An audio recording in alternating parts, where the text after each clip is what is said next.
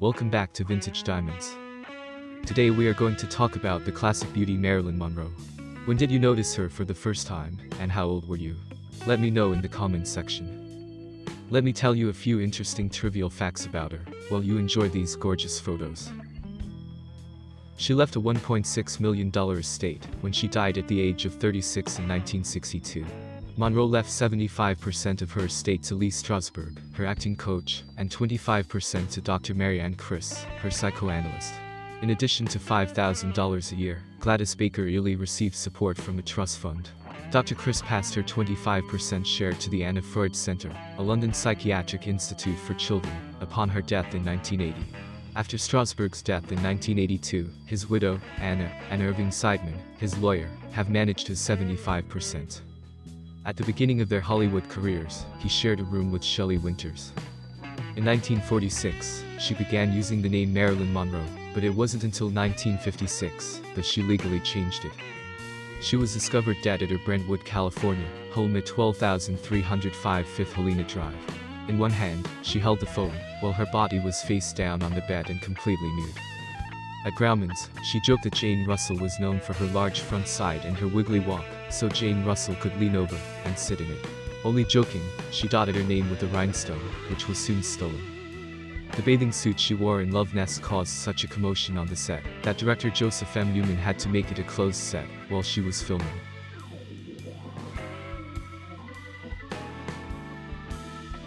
Endometriosis is a condition in which tissues of the endometrium leave the uterus and attach to other areas of the body, causing pain, irregular bleeding, and, in severe cases, infertility.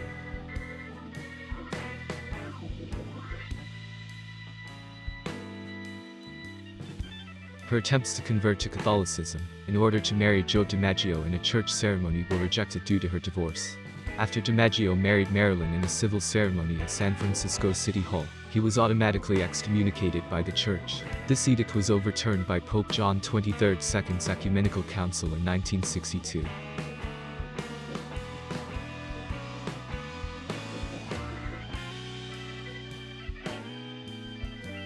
In 1952, a blackmailer threatened to identify Marilyn as the model in the nude photo by Tom Kelly, but she thwarted the scheme by announcing it herself.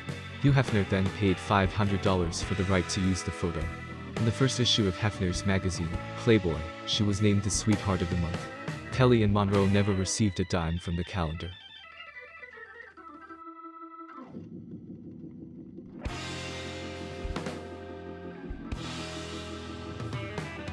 During a World War II photo shoot at the radioplane plant in California owned by actor Reginald Denny, she was discovered by press photographers.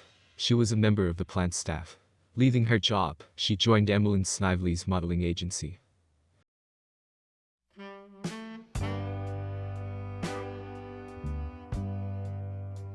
Nearly 11 years after her death, she was featured on the cover of Time magazine on Tuesday, July 17, 1973 in a full-color portrait taken by Bert Stern.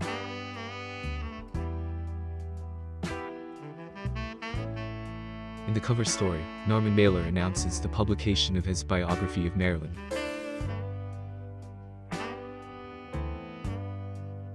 A black and white photo of Mailer dominates the cover.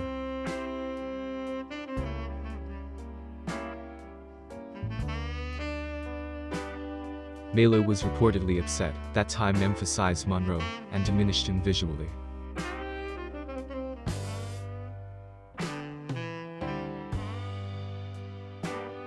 During that publishing season, the coffee table biography, which included many photographs, including several by Stern, was a major event.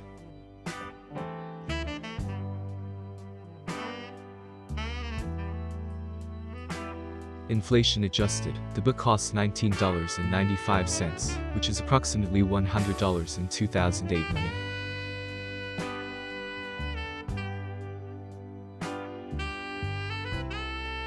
The Los Angeles County coroner, Thomas Noguchi, who performed Monroe's autopsy, said in 1973 that contrary to rumors, Monroe's stomach was never pumped after her death.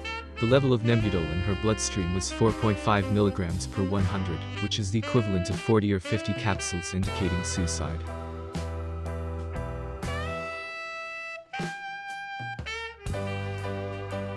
The Despite being perhaps the most famous actress of the 1950s, she never made more than $100,000 upfront per picture. In the 1950s, actresses like Elizabeth Taylor and Barbara Stanwyck earned significantly more than they do today.